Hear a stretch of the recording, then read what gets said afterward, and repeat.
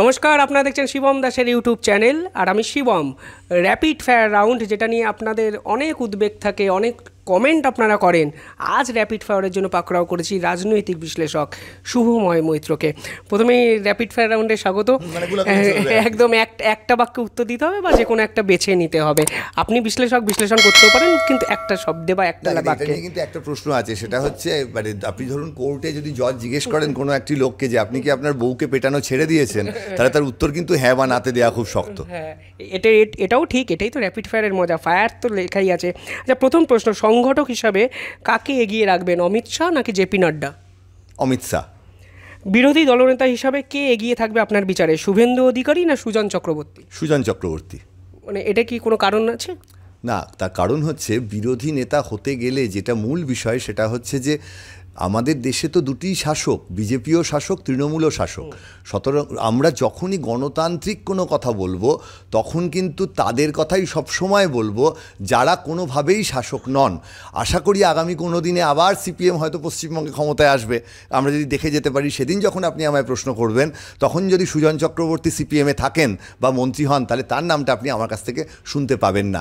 ফলে বিরোধী নেতা মানে যারা কোথাও ক্ষমতায় নেই, অবশ্যই তারা কেরালায় আছেন, কিন্তু আপাতত এই রাজ্য বা কেন্দ্রে তারা ক্ষমতায় নেই, তাই আমি সুজন চক্রবর্তীকে বাছলাম। অভিষেকের নবজোয়ার নাকি মীনাক্ষীর ইনসাফ যাত্রা? মীনাক্ষীর ইনসাফ যাত্রা। কারণটা আগের প্রশ্নে যে উত্তর দিয়েছি সেই কারণেই। এমন একটা গুণ যা এই নেতার মধ্যে নেই, শুভেন্দু অধিকারী, কোন গুণটা নেই এদের মধ্যে না থাকা উচিত বলে আপনার মনে হয়? দেখুন, শুভেন্দু অধিকারী কিন্তু সত্যি ভালো বক্তব্য রাখেন এবং বিরোধী নেতা হিসেবে পশ্চিমবঙ্গে কিন্তু তিনি সবসময় খুব গুরুত্বপূর্ণ কথা বলেন, এটা মানতেই হবে। গুণ নেই বলতে আমি যেটা বলবো, এটাকে আমি খুব দোষ বলি না, কারণ সংবিধান সম্মত। সেটা হচ্ছে রাজনৈতিক তার যে ভাবনা, সেই ভাবনা কোনো একটা সময় পরিবর্তন হয়েছে এবং সেই পরিবর্তনের কারণটা কতটা তৃণমূল বিরোধিতার জন্যে, যে দলের মধ্যে তার সমস্যার জন্যে, আর কতটা তার রাজনৈতিক ভাবনার জন্যে, এই জায়গাটা উনি যদি আরেকটু প্রকাশ করতে পারতেন খুব ভালো হতো। যে বিজেপির যে নীতি আদর্শ, তার সঙ্গে তিনি কতটা একাত্ম হতে পারছেন এবং তার যে রাষ্ট্রবাদ, সেই জায়গাটা তিনি মনে করছেন আরেকটু পরিষ্কার হলে হয়তো ভালো হতো। কিন্তু মোটের ওপর শুভেন্দু অধিকারীকে বিরোধী নেতা হিসেবে আমার যথেষ্টই কর্মঠ, দৃঢ় এবং তিনি যে খুব চেষ্টা করছেন এটা বোঝাই যায়। মমতা বন্দ্যোপাধ্যায় কোন গুণটা নেই আপনার মনে হয়? মমতা বন্দ্যোপাধ্যায় জননেত্রী। আমার যেটা একটা জিনিসই মনে হয়, এটা খুব কঠিন প্রশ্ন, তবে আমার মনে হয় যে মানে তার যে কবিতা লেখা, তার যে ছবি আঁকা, সেই জিনিসগুলির ক্ষেত্রে সেগুলির যতটা গুণগত মান, তার থেকে তিনি অনেক বেশি গুরুত্ব পেয়েছেন মমতা বন্দ্যোপাধ্যায় হিসেবে। অর্থাৎ এই লেখাগুলি যদি অন্য কেউ লিখতেন তার নামের বদলে, তাহলে হয়তো এতটা গুরুত্ব পেত না। এই জায়গাটার মধ্যে একটা আধিপত্যবাদ বা একনায়কতন্ত্রের বিষয় আসে, যেখানে আমার যেটি গুণ, সেই গুণের বাইরেও মমতা বন্দ্যোপাধ্যায় যে দেশের একজন অসাধারণ নেতা, অবিসংবাদিত নেত্রী, এ নিয়ে কোনো প্রশ্ন নেই, কিন্তু সেই বিষয়টি ব্যবহৃত হচ্ছে তার লেখা গানে বা তার লেখা কবিতায় বা তার লেখা ছবিতে, যেগুলো কিন্তু মাঝে মাঝে মনে হয় যে ওনার নাম না থাকলে ওগুলো হয়তো অতটা ভালো লাগতো না। সেই জায়গাটিতে তার হয়তো একটু সতর্ক হওয়া প্রয়োজন। অত্যন্ত স্মার্ট উত্তর। অভিষেক ব্যানার্জি? না, অভিষেক ব্যানার্জিকে কিন্তু আমি যখন থেকে দেখছি, আমি তার বক্তব্যের স্টাইল, তার হাঁটা চলা, এগুলো সব সময়ই কিন্তু সেটা উন্নতি হচ্ছে দেখেছি। আমার যেটা মনে হয় সেটা হচ্ছে যে দলের মধ্যে ক্ষমতা পাওয়ার ক্ষেত্রে যদি সত্যিই একটা তাদের মধ্যে দ্বন্দ্ব চলে, যে তিনি ক্ষমতা পেতে চাইছেন এবং বয়স্করা ক্ষমতা ছাড়তে চাইছেন না, সেই জায়গায় তার অ্যাপ্রোচটা হয়তো একটু দ্রুত হয়ে যাচ্ছে।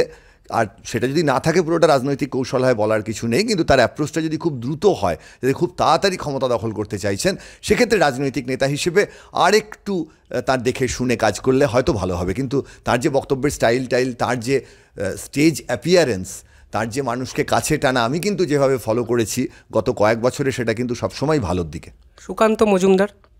হ্যাঁ, অত্যন্ত দায়িত্বশীল একজন পার্টির কর্মী আর কি, এবং সেই জায়গায় দাঁড়িয়ে এটা মানতেই হবে যে বিজেপির যে তাত্ত্বিক বিষয়টা, সেই বিষয়গুলিতে তার যথেষ্ট দখল আছে এবং এই জায়গাটা একটুখানি আমাদের ভাবতে হবে যে তিনি কিভাবে তার দলটাকে সাংগঠনিক ক্ষেত্রে এগিয়ে নিয়ে যেতে পারেন। মোহাম্মদ সেলিম?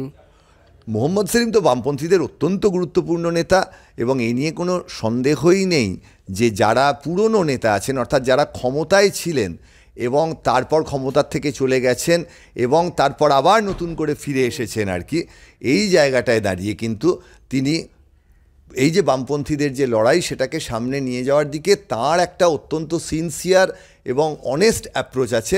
তিনি চান দলটা ভালো জায়গায় এগোক। এবার এই জায়গায় আপনার কথার মধ্যে কখনো যদি সুজন চক্রবর্তী, মোহাম্মদ সেলিম কে বেশি ভালো আপনি র্যাপিড ফায়ার করে আমার বিপদে ফেলতে চান, সেটা খুব গভীর প্রশ্ন হয়ে যাবে। আমি বলছি পার্টিকুলারলি কোন গুণটা থাকা আরও বেশি আপনার মনে হয় বিশ্লেষক হিসাবে প্রয়োজন ছিল, এইটা আমার প্রশ্ন। আমার মনে হয় যে তার যে বক্তব্যের স্টাইল, তার মধ্যে বেশ প্রচুর উইট থাকে, খুব মজার কিছু কথা থাকে, এবং তার সঙ্গে যে মীনাক্ষী মুখোপাধ্যায়ের সঙ্গে যদি তুলনা করি, মীনাক্ষী মুখোপাধ্যায়ের বক্তব্য শুনে যতটা অনুপ্রাণিত হই, হয়তো মোহাম্মদ সেলিমের বক্তব্য শুনে ততটা অনুপ্রাণিত হই না। এই ধরনের একটা পার্থক্য থাকতে পারে, আমরা বলতে পারি।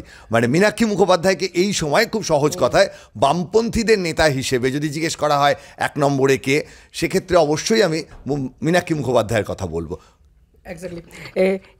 একটা বাক্যে উত্তর দেবেন, বামেদের 3 জন পছন্দের বক্তা, একদম 3টে নাম, ইলাবোরেট দরকার নেই।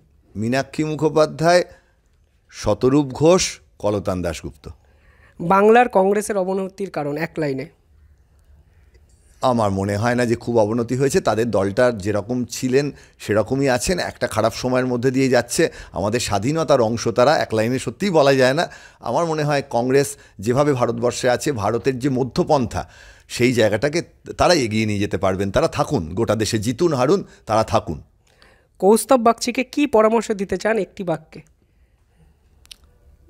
কৌস্তুভকে পরামর্শ দেওয়া ভীষণ কঠিন।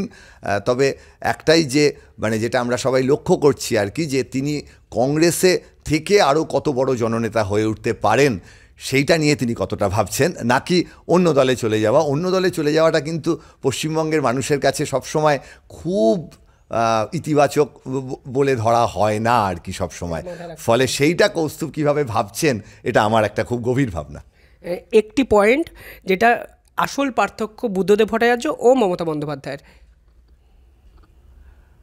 বুদ্ধদেব ভট্টাচার্য রাজনীতির যে তত্ত্বগত জায়গা, অর্থাৎ মার্ক্সবাদ বোঝা বা সমাজের এই তাত্ত্বিক বিষয়গুলো বোঝা, সেই বিষয়ে বুদ্ধদেব ভট্টাচার্য অনেক এগিয়ে থাকবেন। আর ফলিত রাজনীতির অংশ হিসেবে, জননেত্রী হিসেবে মমতা বন্দ্যোপাধ্যায় অনেক বেশি এগিয়ে থাকবেন। এমন একজন নেতা যার আরও প্রচারে আসা উচিত ছিল বলে আপনি মনে করেন? মীনাক্ষী মুখোপাধ্যায় আরও অনেক বেশি প্রচারে আসা উচিত ছিল। এমন 3টি বিষয় যেটা নিয়ে 2023-এ রাজনীতি হওয়া উচিত ছিল না। আমি উদাহরণ দিই, শতরূপ ঘোষের 22 লক্ষ টাকার গাড়ি, কৌস্তব বাগচির মাথা কামানো, এই রকম আরও যদি 3টে বিষয় আপনি বলেন। এটা তো একটুখানি মানে ভেবেই বলতে হবে, তবে একটু গভীরে গিয়ে বললে আমি বলবো চন্দ্রযান উৎক্ষেপণ নিয়ে রাজনীতি হওয়া উচিত ছিল না, রাম মন্দির নিয়ে রাজনীতি হওয়া উচিত ছিল না, কারণ মানুষের ধর্ম এবং রাজনীতি আলাদা থাকা উচিত আর কি। এবং 23-এর শেষের দিকে যদিও, কিন্তু সে রাজনীতি আজও রয়ে গেছে, 23-এও হওয়া উচিত ছিল না। সেটা হচ্ছে কোভিড নিয়ে রাজনীতি। সারা পৃথিবী জুড়ে কোভিড নিয়ে যে রাজনীতি চলছে, সেই রাজনীতিও না হলেই ভালো হতো।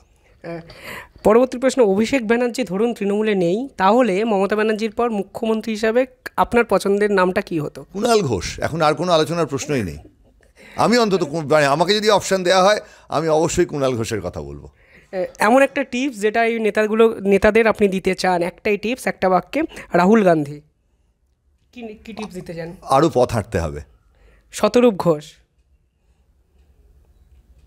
শতরূপ ঘোষকে টিপস দেওয়া বলতে আরও ভালো বক্তব্য রাখতে হবে।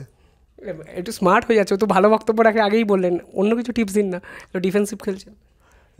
এটা কিন্তু খুব কঠিন আর কি, মানে শতরূপকে কী টিপস দেবো এটা কিন্তু ভাবতে হবে। মানে বামপন্থীদের যে নেতাদের মধ্যে একটা আগ্রাসী ভাব এবং সোজা কথা সোজাভাবে বলা, উনি যেভাবে বলছেন তাতে ওনাকে কোনো টিপস দিয়ে মিসডাইরেক্ট করা আমার মনে হয় ঠিক হবে না আর কি। উনি যেরম নেতা আছেন তেমনই থাকুন, আমার খুব যোগ করার কিছু নেই। সুকান্ত মজুমদার? আরও বেশি অনুপ্রেরণামূলক যদি উনি বক্তব্য রাখতে পারেন, ওনার বক্তব্যগুলো বড় বেশি তাত্ত্বিক এবং একেবারে নীতিভিত্তিক, মানে তাদের দলের নীতি, কেউ পছন্দ নাও করতে পারেন, আর একটু বেশি আবেগাপ্লুত বক্তব্য রাখলে হয়তো আরও মানুষ কাছে আসবেন। দেবাংশু ভট্টাচার্য? দেবাংশু সম্বন্ধেও খুব আমার কিন্তু সমালোচনার জায়গা নেই, একেবারে একজন মানে যুব রাজনৈতিক নেতা হিসেবে অত্যন্ত ভালো করছেন। আমার মনে হয় ওনাকে আমার সাজেশন দেওয়ার খুব একটা জায়গা নেই। মীনাক্ষী মুখার্জি? হ্যাঁ, একেবারেই কোনো সাজেশন দেওয়ার জায়গা নেই। আমি বরং সিপিএমকে সাজেশন দিতে পারি যে আপনারা যদি পারেন রাহুল গান্ধীর সঙ্গে মীনাক্ষী মুখোপাধ্যায়ের একটা সভা কলকাতার ব্রিগেডে করানোর চেষ্টা করুন। পশ্চিমবঙ্গের রাজনীতিতে তাহলে বামেদের যে ভোট না বাড়াটা একটু সামান্য বাড়ছে, কিন্তু অনেকটা বাড়ার জন্য আপনাদের এই ধরনের কোনো একটা পদক্ষেপ নিতে হবে। 2021-এর আগের বিজেপি না 2023-এর পরের বিজেপি, কোনটা বেশি শক্তিশালী ছিল? না, আমার তো সবসময় মনে হয় বাজপেয়ীর আমলের বিজেপিটা সবচেয়ে শক্তিশালী ছিল। সেই বিজেপির মধ্যে যে আমরা মাঝে মাঝে মমতা বন্দ্যোপাধ্যায়ের সমালোচনা করি না, যে উনি ভালো বিজেপি খারাপ বিজেপি এরকম বলেন, কিন্তু ভারতের যে গোটা প্রেক্ষিত তাতে তুলনামূলকভাবে মধ্যপন্থার জায়গায় দাঁড়িয়ে বাজপেয়ী সাহেবের আমলের বিজেপিটাই আমার সব থেকে পছন্দ ছিল। ফলে আমি বলবো 2021-এর আগের বিজেপি। বিরোধী রাজনীতির বিকল্প কি বিকল্প রাজনীতি? না, একেবারেই নয়। বিকল্প রাজনীতি বা অল্টারনেটিভ পলিটিক্স বুঝতে গেলে কিন্তু আমাদের এই যে টুকরো মুড়ি চানাচুর বা চপ কাটলেটের আলোচনায় হবে না। অল্টারনেটিভ পলিটিক্স মানে হচ্ছে এই সংসদীয় ব্যবস্থার মধ্যে দাঁড়িয়ে, কারণ আমি সংসদীয় ব্যবস্থায় বিশ্বাস করি, অর্থাৎ একদম অতি বাম অতি ডান গুলি করে ফেলা এর বাইরে সংসদীয় ব্যবস্থার মধ্যে দাঁড়িয়ে এমন একটা কোনো পথ বাতলানো যে পথটা নতুন কোনো পথ, অর্থাৎ মমতা বন্দ্যোপাধ্যায় বা কর্ণাটকে কংগ্রেস এনারা বললেন যে আমরা গরিব মানুষকে প্রচুর উপকার করছি, এটা নতুন পথ নয়, মানুষ জানে, তারা ইমপ্লিমেন্ট করছেন। সংসদীয় রাজনীতিতে এই বিকল্প রাজনীতির যে নতুন ধরনের কোনো ভাবনা, আমি কিছুটা বলতে পারি হয়তো আম আদমি পার্টি একটা ভাবনা এনেছিল, এই ধরনের নতুন কোনো ভাবনা আম আদমি পার্টির পর থেকে আমি এখনও দেখতে পাইনি। ফলে বিরোধী যে বিকল্প তার সঙ্গে বিকল্প রাজনীতির কোনো সম্পর্কই নেই, সেটা একটা খুব ছোট্ট ব্যাপার, একটা দলের বিরুদ্ধে আরেকটা দল। আর সংসদীয় ব্যবস্থার মধ্যে বিকল্প রাজনীতি আম আদমি পার্টির পরে আমরা এখনও খুব একটা কিছু দেখতে পাইনি। আমি জানি না, আমি জানতে পারলে তো আরও বড় জায়গায় চলে যেতাম। শেষ প্রশ্ন, 15 নম্বর প্রশ্ন। অনেকে আপনার কথা শুনতে ভালোবাসেন, আপনার পার্সোনালি কার কথা শুনতে ভালোবাসেন? পছন্দের কোনো ব্যক্তিত্ব বা রাজনৈতিক বক্তা? এটাও অত্যন্ত খুব কঠিন প্রশ্ন। তবে যদি কথা শুনতে ভালো লাগার কথা বলেন, যার কথা শুনি, সেটা হচ্ছে সুমন দে, যিনি এবিপিতে কথা বলেন। তার কথা কিন্তু বিভিন্ন সময় আমি অনেককেই বলেছি যে বসে কথা শোনার জন্যে, কথার মধ্যে কি আছে, তার যে সারবত্তা, তার বক্তব্যের গভীরতা, এটা তো একটা ভাবনা বটেই, এবং সেটার জন্য তো নিশ্চয়ই অনেক কিছু তারা প্রিপারেশান নেন। কিন্তু কথা বলার স্টাইল যদি বলেন বাঙালির মধ্যে, আমি এই মুহূর্তে অনেকে হয়তো খুব বিরক্ত হবেন, আরও অনেকের কথা শুনতে আমার সত্যিই খুব ভালো লাগে। মীনাক্ষী মুখোপাধ্যায়ের কথা শুনতে ভালো লাগে, মমতা বন্দ্যোপাধ্যায়ের কথা শুনতে ভালো লাগে, সুজন চক্রবর্তীর কথা শুনতে ভালো লাগে, শতরূপ ঘোষের কথা শুনতে ভালো লাগে। কিন্তু সব মিলিয়ে মানে যার কথা শোনার জন্য আগে আমি বলবো যে সুমনদের আগে যদি নাম বলতে বলেন আর একজনের, তিনি এখন তো খুব কথা বলেন না বা রাজনৈতিক কথা বললে শুনতে ভালো লাগে না, তিনি তো কথা বলেন তার গানের কথা দিয়ে, সেটা অবশ্যই কবির সুমন, আর এক সুমন। ফলে আমি বলবো পশ্চিমবঙ্গে আমায় যদি 1 আর 2 বলেন, আমি এখন কে এগিয়ে পিছিয়ে বলতে পারবো না, কিন্তু এই 2 সুমনই থাকবেন আমার কথা শোনার জন্যে। বা আরেকজনের কথা শুনতেও ভালো লাগে, 2-1টি ইন্টারভিউ শুনেছি, সেটা বলতে বলতে মাথায় এলো, সেটা হচ্ছে মৌসুমী ভৌমিকের কথা শুনতেও ভীষণ ভালো লাগে। অবশ্যই কবির সুমনকে কেই বা অস্বীকার করতে পারেন। আমরা পারস্পরিক পিরচুলকানি তো একটু করতেই হবে, তোমার কথা শুনতেও বেশ ভালো লাগে। না, তুমি নিশ্চয়ই আরও এগোবে, কিন্তু তোমার কথা শুনতেও ভালোই লাগে। না, মানে এই লাস্টেরটা যোগ করার কোনো দরকার ছিল না। কবির সুমনকে নিয়ে আলোচনা করেছি, মানে কি অদ্ভুত লাইন লিখেছেন, আমি চাই গাছ কাটা হলে শোকসভা হবে বিধানসভায়। যিনি লিখছেন তিনি এখন নিশ্চুপ হয়ে গেছেন, এটা ভাবলেও আরও কষ্ট দেয়। নিশ্চুপ হয়ে গেছেন, বা অনেক সময় যে কথাগুলো বলছেন সেগুলো তার মানের নয়, তার কাছ থেকে আমরা যেটা শুনতে চাই সেই মানের নয়। কবির সুমনের কাছ থেকে তো আমরা তার গানে সব শুনে ফেলেছি আর কি, সেই ধরনের কথা আরও বেশি করে শুনতে চাই। কিন্তু উনি ওই যে বললাম না, রাজনীতির বিকল্প বা বিরোধী রাজনীতি, মানে সুমন চট্টোপাধ্যায় বা কবির সুমন, তারা আমাদের কাছে একটা বিকল্প সমাজ, বিকল্প ভাবনা, বিকল্প ভাষা। রবীন্দ্রনাথ যেমন আমাদের ভাষা শিখিয়ে গেছিলেন, পরে সুনীল গাঙ্গুলি কিছুটা ভাষা শিখিয়ে গেছিলেন, সেই রকম কবির সুমন কিন্তু আমাদের ভাষা শিখিয়ে গেছেন। এই তার শেখানোটা একেবারে আমাদের সামনে এখন আর আসছে না, এটা দুঃখের বিষয়। তবে সব সময় যে সবাই কন্ট্রিবিউট করবে এমন তো নয়, একটা সময় উনি করেছেন, আমরা সেটাকেই স্মরণ করব, খারাপগুলো ভাববো কেন, ভালোগুলোই ভাববো। ফলে কথা শোনার ক্ষেত্রে আমার কাছে কিন্তু এই 2 সুমনের যে প্রতিযোগিতা, এর বাইরে আপাতত আমি বেরোতে পারছি না। অবশ্যই, নিঃসন্দেহে আমরাও বেরোতে পারছি না, কিন্তু বেরোতে তো হবেই, সময় তো শেষ হয়ে গেছে। র্যাপিড ফায়ার রাউন্ড, অনেক উত্তর দিচ্ছেন, স্মার্ট রাজনৈতিক বিশ্লেষক, পলিটিক্যালি কারেক্ট, বিভিন্ন ক্ষেত্রে থেকেছেন উত্তরে। আপনারা কী ভাবছেন, আপনারা কি কমেন্ট করছেন, আমি নিঃসন্দেহে এই ইন্টারভিউটার কমেন্টগুলো নিঃসন্দেহে পড়বো। অসংখ্য ধন্যবাদ স্যার, ধন্যবাদ। আপনাদের কোনো প্রশ্ন থাকলে কমেন্টে জানাবেন, পরের বার আবার স্যারকে ধরে আপনাদের প্রশ্নের উত্তর চাইবো। ধন্যবাদ।